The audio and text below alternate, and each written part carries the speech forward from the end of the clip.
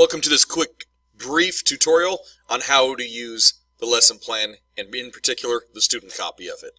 If you're not a digital aficionado or you're nervous by tech, totally fine. Don't worry about it. We're going to get you there. So we are doing the beach culture, and if you go to the actual lesson plan, you'll be able to click the link and access the student copy of it. This is all through Google Slides, so it's an interactive way for students to work together. The first option is each student can just make their own copy. So what they'll do in this one is they can go to File, Make a Copy, left click, and what I would always suggest here in this one is give it a name again. So you could say name and beach culture. Wonderful. And then inside your folders here, you can go back and you can click it and you can save it wherever you want in a folder there. Click there, click OK, and it's good to go. This is if you have My Drive in Google ready to go, which a lot of people do. If you don't, very simple to set up. There's also another tutorial that I can help you with there. That's one way to do it.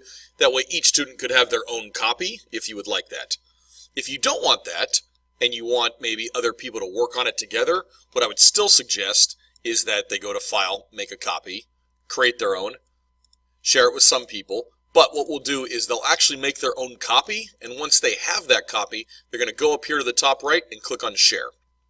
Here's where it gets a little tricky. You just need to make sure that you're good with this.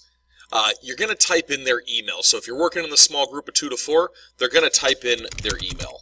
So for me, I'm going to use my school one and click there. Notice it comes up. What I need to make sure, though, is that this box here is clicked and it says Can Edit. Because if it's Can Comment or Can View, when you actually go to make contributions on the slides, it's not going to be able to allow anything. So you have to make sure it's at the Can Edit, and then you simply click the blue one, Send, and it'll say Sending. Excellent, shared with one person. So now those individuals can go to their email, access the link, and they can all go through it together. There is one other unique way that I tend to use in my classroom that is very efficient. So again, what I do is go to File, Make a Copy. And what I'll do is I will move it into a team drive. A team drive is a place that everyone has access to. It's different than My Drive, where My Drive is your personal stuff. Team drive is everyone has access to as long as you give them to. So I would move it to a team drive per se, click it there, and then everyone has access to it. To show you what that might look like in here, team drive. If I click on my members, it shows me all these individuals have access to this drive. So whenever I put a file in this team drive, they can all click it and do it at the same time.